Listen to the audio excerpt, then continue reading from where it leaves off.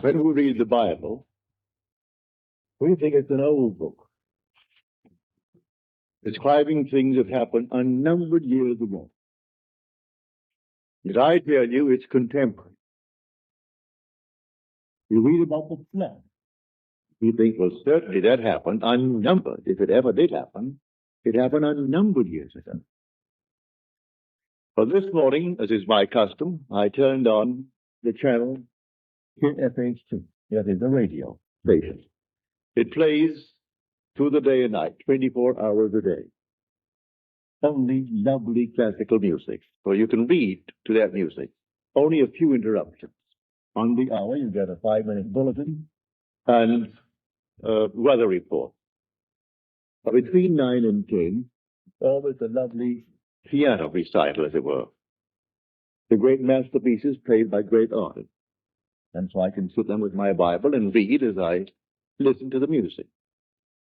And the one interruption that came today was an ad from the Herald Examiner. And they were advertising this paper as the one paper in our city that gives the facts, only facts, not embellished. No frills, just plain facts, all facts. That's why we should buy that paper, because it's simply filled with facts. Those facts have overflowed the world like the flood. Man actually is drowned with facts, victimized by facts. It is in the imagination that everything lives, and not in its actuality, not in the fact. Unless imagination penetrates the fact, the deluge remains a deluge. We are now in the deluge. This is the flood. A man is in jail. That's a fact. And he knows he's there for X number of years. That's a fact. And he simply waits and hopes that in some strange way that he will get some early release from this confinement. He never uses his imagination, save in some violent way to get out, but to penetrate the fact. When in March of 1943, by using my imagination to penetrate the fact that I too was in prison in the army, but I didn't want any part of it. And so I simply penetrated the fact and saw myself in New York City in my own apartment with my family. And in 9 days, I was out honorably discharged in my apartment in New York City. So I wrote a friend of mine who was in the army. He was my age. He was a Freudian, a professional psychoanalyst. But Freud was his background. That was his schooling. And when I wrote him in detail exactly what I had done, I didn't mince matters. I told him exactly what I did.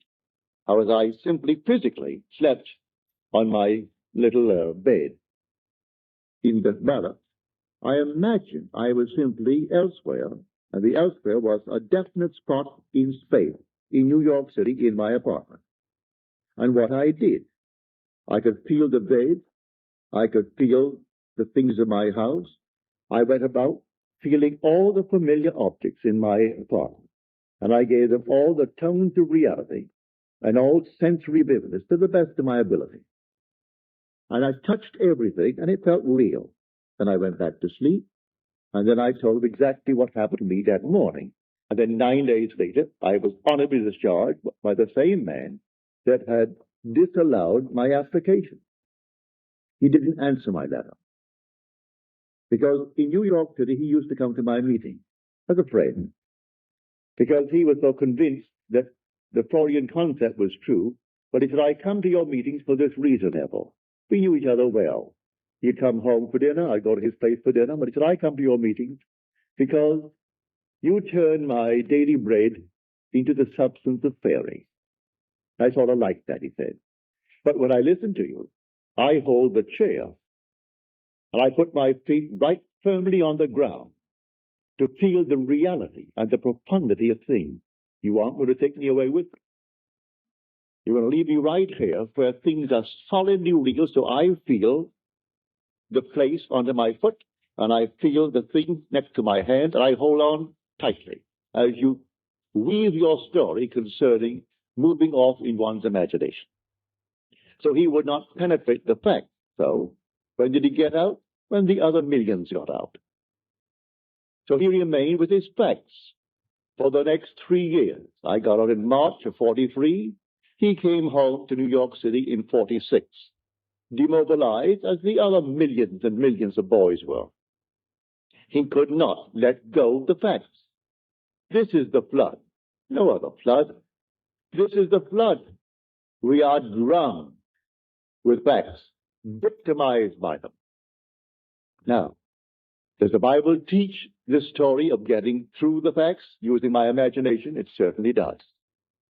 Now, let me take you into the 27th chapter of the book of Genesis, the first book, the book of the beginning. If you're not familiar with the story of Isaac and his two sons, they were twins. Let me just refresh your memory if you've forgotten.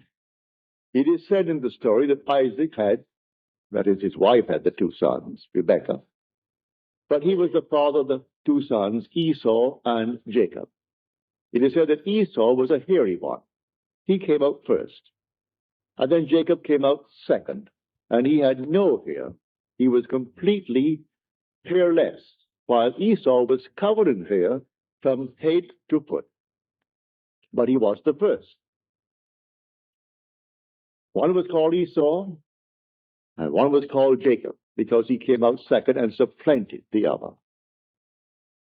Now we are told that when the father Isaac was old, and his eye was dim so that he could not see, in other words, he was blind, he said to his son Esau, I cannot see, and my days are numbered. I want you to go into the fields and hunt, and bring me some well-prepared, tasty venison as I like, savory venison. We are told that Rebekah, who loved her second son more than she did the first, overheard the conversation between Esau and his father. And then because she loved Jacob and wanted Jacob to get the blessing, for the father feels his days are numbered, and he must now give his blessing to one of his sons, and the first one must get it. So the mother told Jacob what she had heard, and then suggested that we take one of the kids from the flock, and we kill it, and take the skins of the kid and put it upon you, so that you will have the appearance of Esau. Esau thought otherwise. He said, suppose my father discovered it. Then Jacob said, suppose my father discovered it. And the mother said, leave that to me. It will be on my shoulder if he discovers it. And sent Jacob into the field to bring a kid. Well, he took that kid and brought it tastily prepared for his father. He came quickly into the presence of the father. And the father said to him, come near, that I may feel you, my son, whether you are my son Esau or not. So Jacob came near to Isaac his father, who felt him. And then Isaac said to Jacob, the voice is Jacob's voice, but the hands are the hands of Esau. And then he blessed him. He gave him his blessing. He had no sooner left the presence of his father when Esau comes in now with savory venison. And the father said, well, who was it that came? For I have already eaten. Who came? And then he discovered it was his son Jacob who came with guile and betrayed him. But said the father, I have given him your blessing and I cannot retract it. And blessed he is. All will serve him. Everyone will serve him. Because I gave you the blessing and I cannot take it back. Now on the surface, you will say, now what is the story trying to tell us? Well, in this same book, in an earlier passage, we are told about the ark.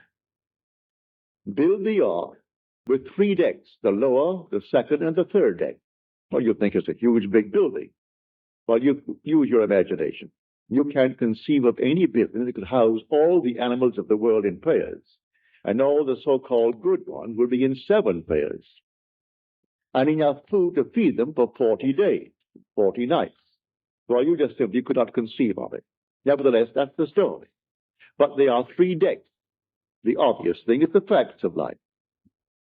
Then there's psychological interpretation of these so-called stories, and then the spiritual consummation of the story.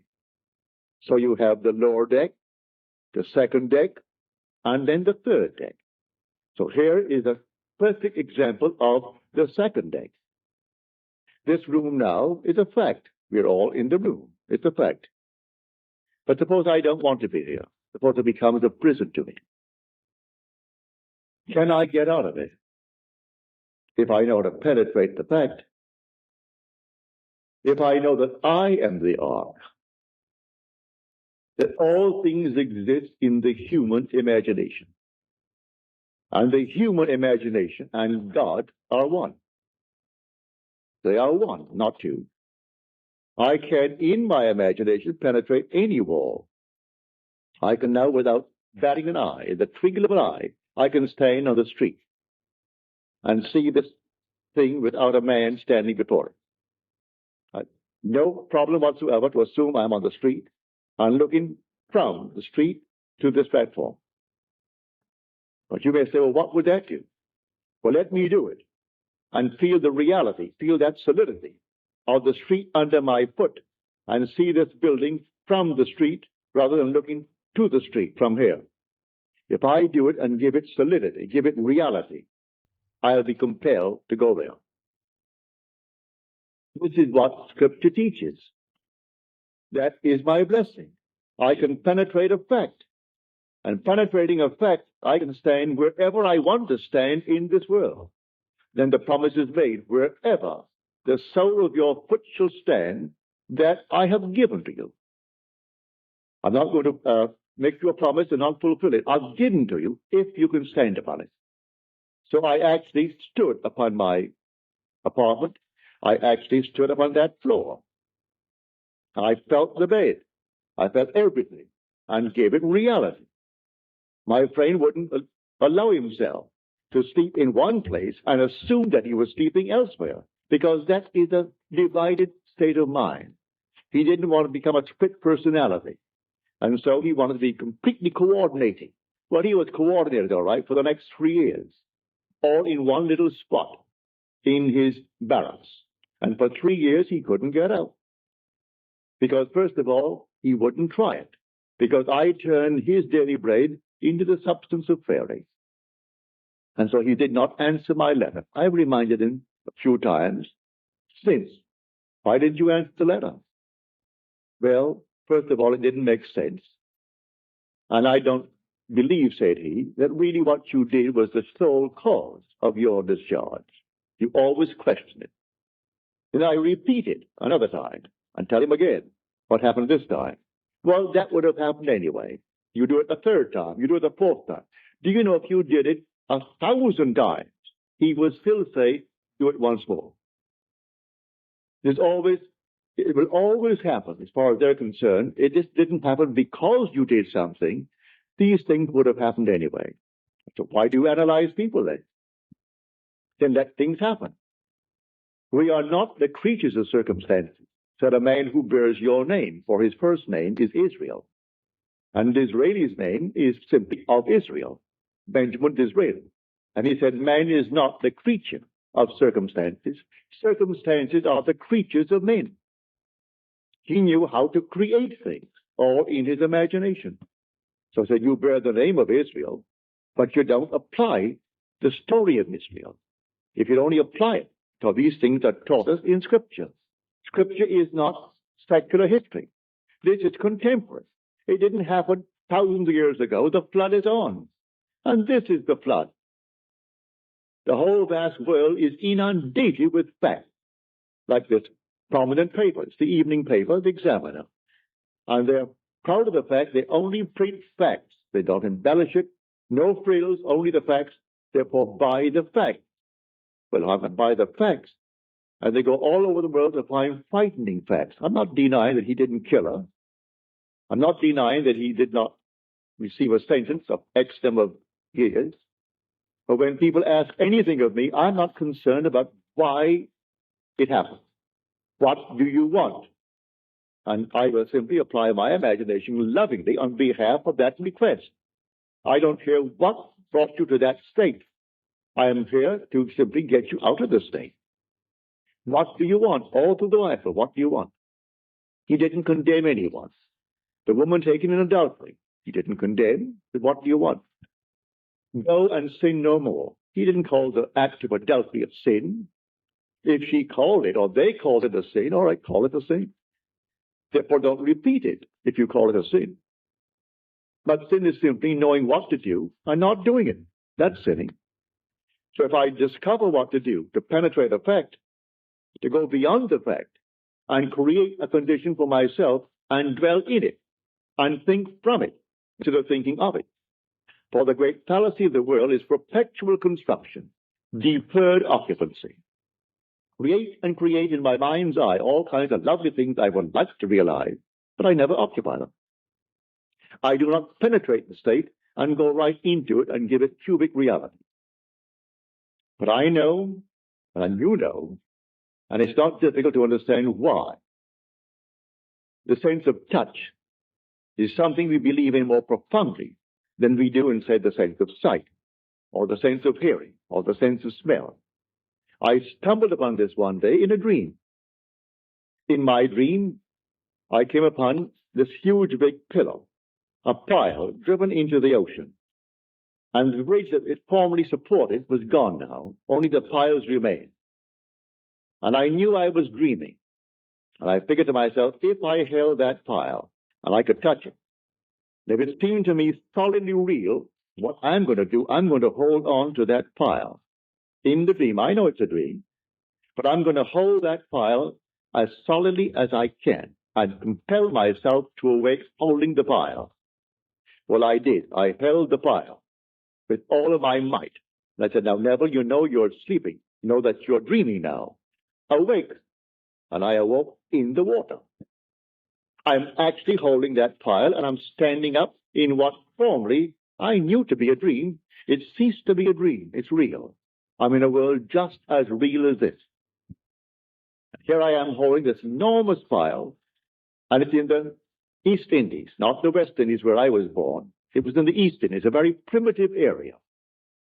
And then some animal came down to the beach, strange-looking creature. And at that moment, I was panicky. And that moment of a shaking emotion, and I woke on my bed in New York City. But I discovered that secret of feeling. So he said, come close, come near, that I may feel you, my son. He heard the voice. He said, your voice is the voice of Jacob. Come near, let me see really if you are Esau. And he did it by feeling. And so, lying on my bed one night, right here in Beverly Hills, many years ago, it must have been 14 or 15 years ago, I suddenly became aware that I am seeing what I shouldn't see. I am looking into the most marvelous interior of a plush hotel. It seemed that way to me. And so consciousness followed vision, and I found myself in the room. But I knew I was on the bed, so I came back to the bed. I'm still seeing the interior of this room, and I went back into that room. I came back again. I must have done it 12 or 20 times. It was fun, going into the room, and the room was just like this, real. Then I came back to the bed. Now, I said, I am now going to explore. Regardless of consequences, I am going to explore. And so I went into the room. It seemed like a room 30 by 20 from the bed. When I entered it with the decision to explore, the room closed upon me and became a third of itself. Say it became 10 by 7. And I found it was a dressing room for a huge big suite, beautifully done, but it wasn't yet occupied. It was there to be occupied, but the room at the moment, that is the suite, was not occupied. And I thought, well, now I'll go through the door. I didn't go through like some customer. I opened the door with my hand and I walked right through that door.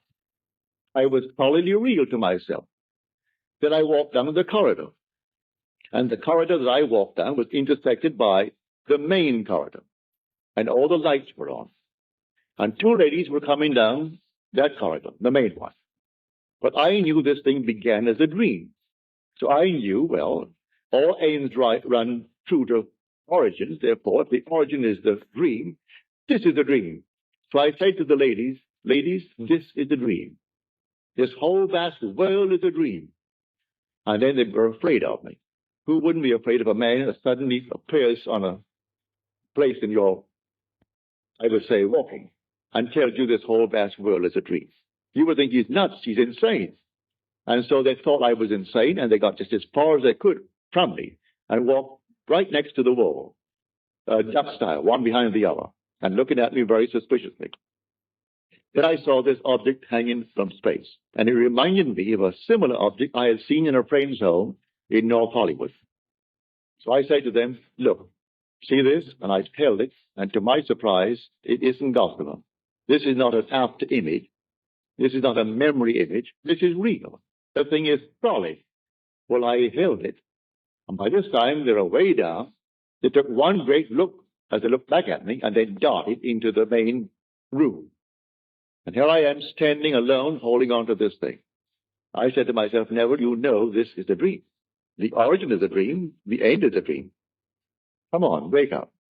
I closed my eyes to the obvious, and I held this thing here, and I couldn't. I opened my eyes again. I'm still standing there. But how am I going to get back to my room in Beverly Hills? I didn't know what. There was no place I could go to take me back there. But I remembered, feeling is the secret. I'm holding this here now, and it's real. It's solid. I'm solid. They saw me. They heard my voice. And I walked on, and every step was solidly real as walking on here now. So I imagined that my head was on a pillow. When I could feel a pillow under my head while I'm standing, I suddenly felt myself in a horizontal position. And my head is on a pillow. And then, all of a sudden, I could feel that pillow. But I was cataleptic. I couldn't open my eyes. I couldn't move a hand. Couldn't move a finger. And here I am, a living being in a dead body. So I said to myself, well, they'll find the body tomorrow morning, and they've got to cut it up because I'm insured for a little bit. And to prove that nobody took my life, they have to cut it up to find out why he died. Always have to ask that question. And they'll give it a name. If they can't find it, they're going to give it a name anyway. So here I am, couldn't open my eyes, couldn't move my hand. In about 15, 20 seconds, it would seem much longer than that, my little finger, I could move it. And then I could move my hand a bit. Still couldn't open my eyes. And we were sleeping in a double bed. So I pushed my hand out, my left hand, and I could feel the warmth of my wife's body. Pardon me.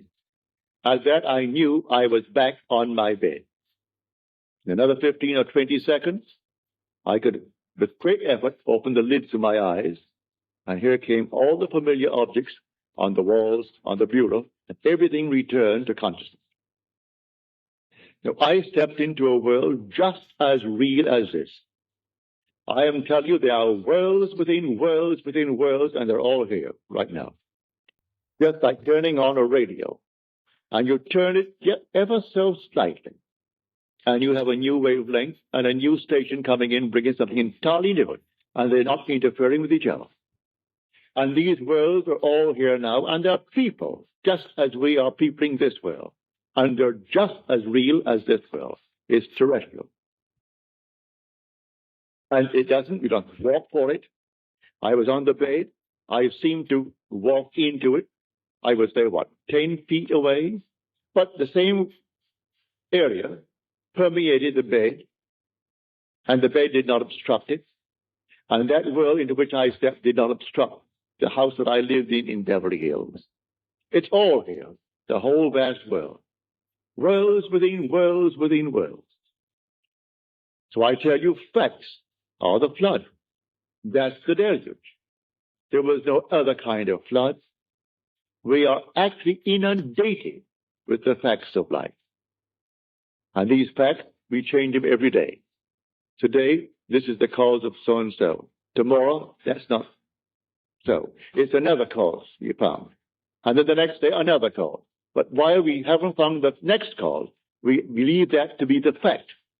And we worship the facts. So I tell you, all things are in the human imagination.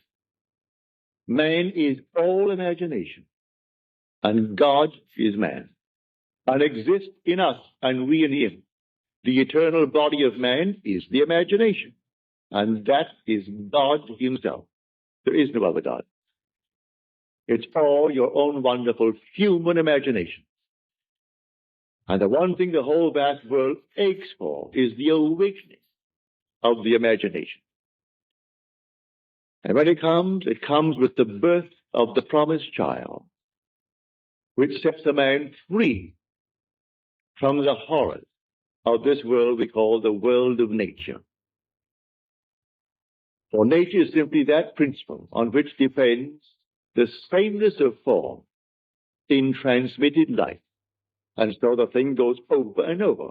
Haven't you observed a year that at a certain time of the year, money is tight? All of a sudden it flows, and then at a certain time of the year, it's tight. Why? It's a habit.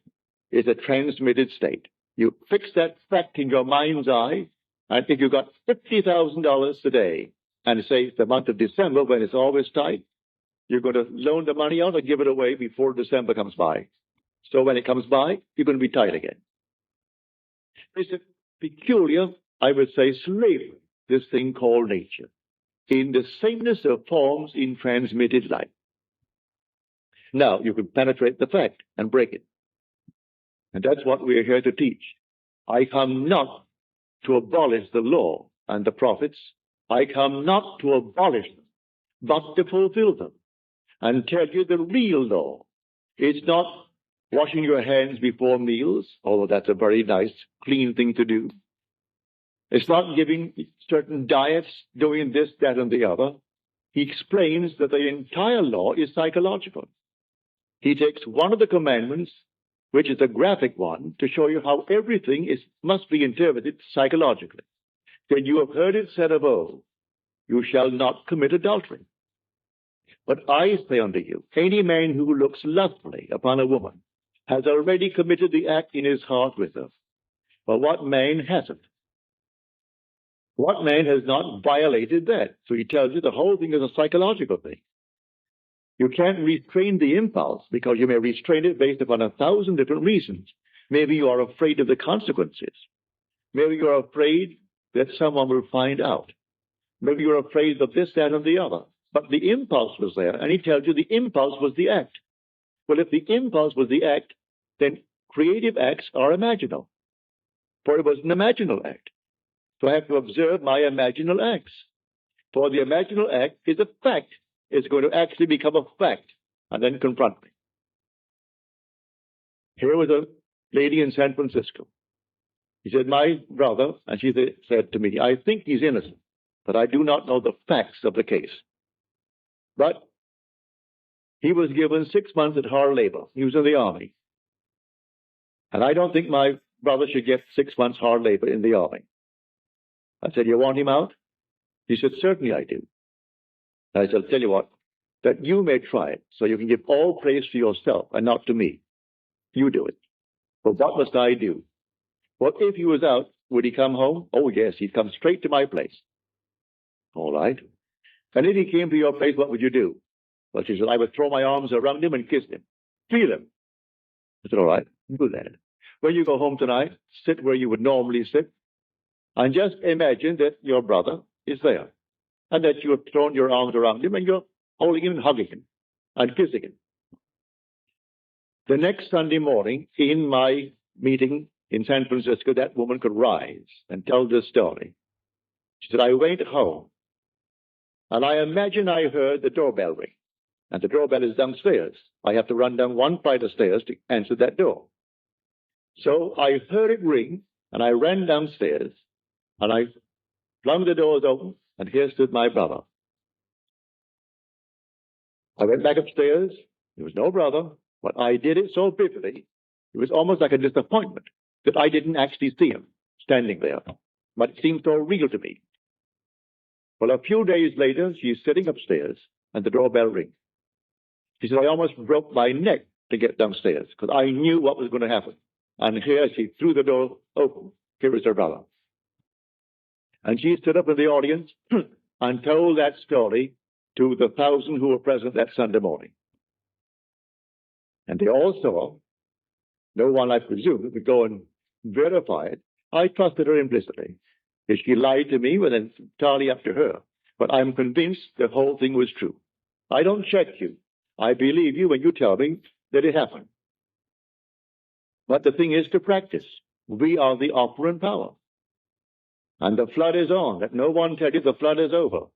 And the flood is deeper and deeper because we're more and more inclined for facts. We want the facts of life. You want the facts? Well, you make the prison walls all the thicker. But learn how to penetrate the facts.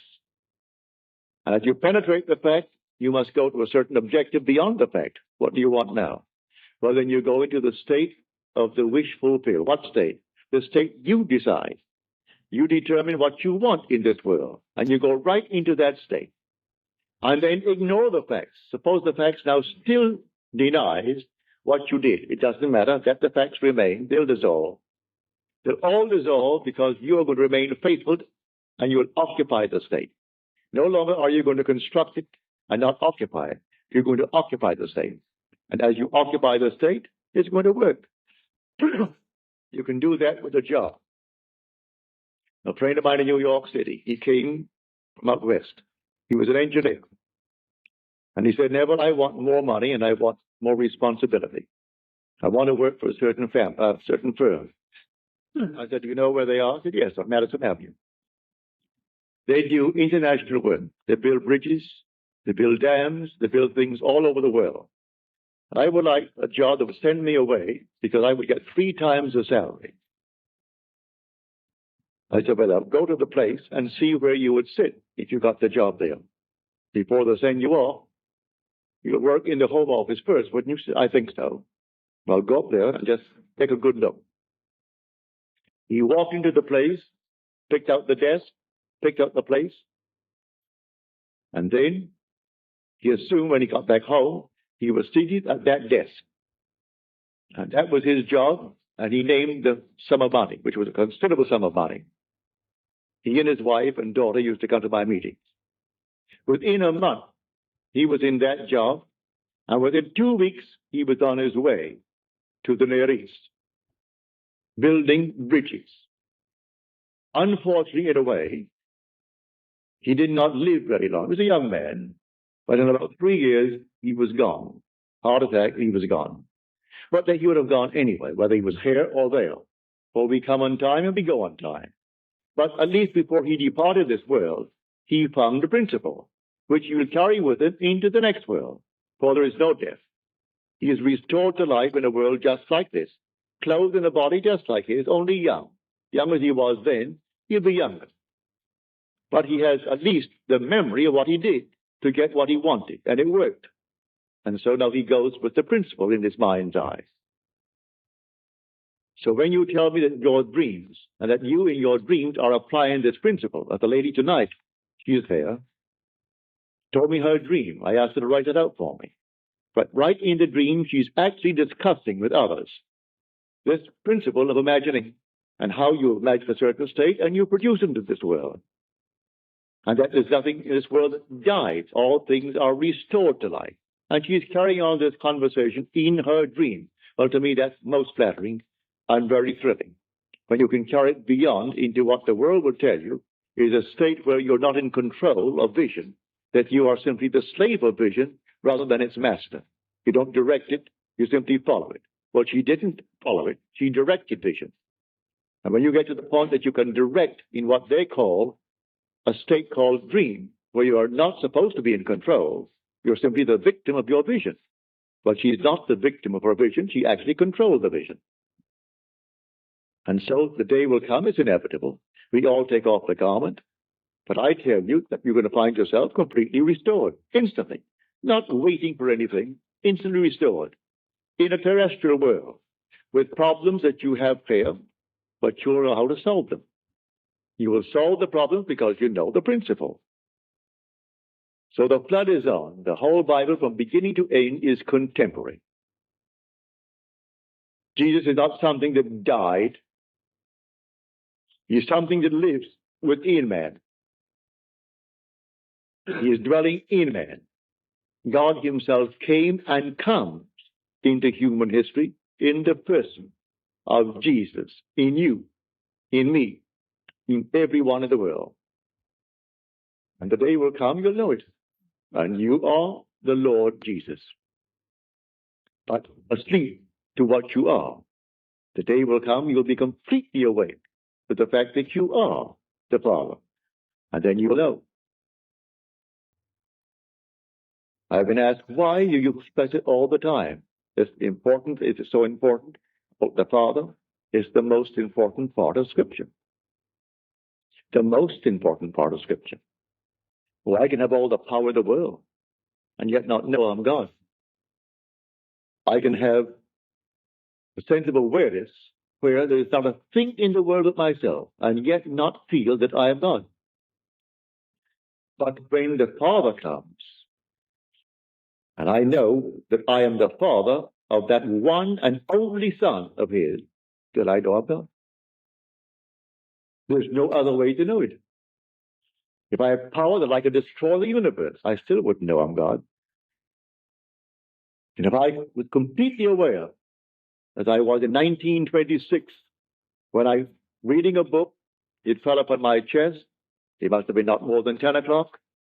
I woke next morning, it's 9. And I had not turned from left to right in the entire interval because the book was still on my chest and the light was still on my bed. And usually in the course of a night, a man turns often from side to side. How often I do not know, but we all do. No one goes to bed on his back and remains there for 9 unbroken, or in this case, almost 11 unbroken hours. So I went right down into a deep, deep sleep in a trance. And in that state, I became infinite light. There was nothing but light. And I was it. There was no circumference. I was the center of it all. No light outside of this light that I am. No sun, no moon, no stars, but nothing outside of the being that I am. I was infinite pulsing light. But still, I did not bring back the feeling of being God. Yet, evaded me. But when you see His Son, and that Son calls you Father, and you know, well, then there is no doubt in your mind as to who you are. But it's the most important part of Scripture. And yet it's the one thing that people will question me on. Why do you emphasize it? Why do you repeat it over and over? Because the one thing in the world that you will one day experience, which will convince you that you are God. Nothing in the world will convince you outside of that. But in the meanwhile, we can penetrate the facts. The man imprisoned need not be behind bars. We are imprisoned by the things that we do. All right, we can break them. Break anything in this world. A man can be imprisoned by gluttony. He can break it if he knows what he wants. Maybe he doesn't really want to give it up. If he wants to give it up, let him create within his mind's eye a scene, a simple scene that if he had given it up, a friend or some relative would know. And he doesn't brag about it. They simply know. And it's a normal discussion that he has no longing for it anymore. He has no desire for it. Didn't take any drugs for it. Didn't do anything to beat it. It just simply, it wasn't there. Like certain taste that we have in this world, all of a sudden, you've had it, you've saturated yourself with it, and you don't want it anymore. All things are acquired. Today I like, for instance, a thing called an oyster. Love them, especially those lovely Eastern oysters. But the first time I had an oyster, I thought I'd die. I was a small boy, well, I must have been about 9 or 10. And I went down to It was then called the Virgin Islands, owned by Denmark. They're now our islands, St. Thomas, St. John, and St. Croix. And my mother said to me, now, Neville, you know, you're going to a strange place and they speak Danska. You don't understand the language, but you'll get by. But you're going to a boarding house, and there'll be maybe 20 or 25 boarding. You'll all sit at one big table together. Now, you're a boy, and you do not know their habits, so watch what the lady does. Now, whatever she does, you do it. Well, I sat them at the table, and then here was this plate of oysters. I'd never seen an oyster in my life before. And then all the little things before it. Well, I saw this lady take a little fork from the side, so I picked up my fork. And then she took little horseradish, she took something else, then she took a little Tabasco, did all these things to it. Then she stuck it into this oyster and dipped it into all that she had done. She closed her eyes and she ate it as though you had honey in your mouth. I expected the same thing, so I did the same thing. And when I got that thing in my mouth, Lord, it wouldn't go down. I couldn't bring it up. I'm not supposed to bring it up. Mother told me that. And so it stopped. But the funny part about it, I not only had that one, I looked down to find there were 5 others. And they had to go down. Well, that was my introduction to oysters. But now today, I love them. I acquired the taste of oysters. The first time I had a drink, well, I can't tell anyone that it was something like honey to me. But I acquired the taste. And today, I thoroughly enjoy a drink. I try not to go beyond a certain point, because I want to keep my faculty alive. But I enjoy a drink. I've tried and tried and tried to acquire a taste for smoking, and I can't. Therefore, I gave that up when I tried it for about 6 months. I couldn't do it. I was then only 21 or 22, and I couldn't seem to enjoy a cigarette or a cigar or anything. It made me sick. So I gave it up. Never acquired it. But all the other things we have acquired, you don't come into the world with these tastes, you acquire these tastes. You can acquire the taste of living in comfort. You can acquire the taste of living as a gentleman, as a lady. Acquire the taste. You want to actually live like a lady, live like a gentleman, with no pressure to pay the rent, no pressure to do these things. All right. Assume that you are that lady, you are that gentleman. Penetrate the facts. The facts tell you that you are not. You don't have it. Penetrate the facts and live in the state as though you had it. And may I tell you from experience, you'll have it. You will actually have it. Don't ask me how. The ways and means are contained within the state that you enter. So you enter a state, and it contains all that is necessary to externalize that state. So pick out your state, a lovely state, and go right into that state and dwell in it. I call that occupying the state and thinking from it instead of thinking of it. Just as you now think from your present state with all the facts around you to anchor you into it, get into another state all in your imagination, and the facts will appear to anchor you into that state. And the day you tire of it, you can get out of it and go into another state. You know, when you move into a new home or move into a new city, you have to actually adjust yourself to it. Well, you are the pilgrim passing through unnumbered states. The states remain, but you, the pilgrim, pass through them, like a traveler passing through a city. The city remains, but you, the traveler, pass through it. So you go right into another city. You don't rub out the state. Poverty remains a state. When a man who was once poor moves out of it. So he moves out of poverty into the state of affluence. But he doesn't destroy the state of poverty. Anyone can fall into it. So Blake said, I do not consider the just or the unjust to be in a supreme state, but only to be in these states of sleep, which the soul may fall into in its deadly dreams of good and evil. So it toys with this state, and it finds itself enamored with the state, and it falls into it. He's not supreme because he's wealthy, and the other one is not ignored because he's poor. It's a state. Don't condemn the occupant of the state. The state is the thing, but the occupant is God. For the occupant in a state called poverty, he's saying, I am, before there's a poor. He doesn't say I am poor, meaning he's different. as far as I am goes, from the one who says I am rich, the same I amness that occupies the state of poverty is occupying the state of wealth. And so you can go into any state, and being in the state is God. And you wear these states as you wear clothes. But you must be consistent and actually believe it. First of all, as you're told in that 6th chapter of John, we believe and have come to know that thou art the Holy One of God. First, faith that ventures on a possibility. And then something more sure than faith, something steadier than faith, personal experience. You venture. That's faith. I will actually believe you now.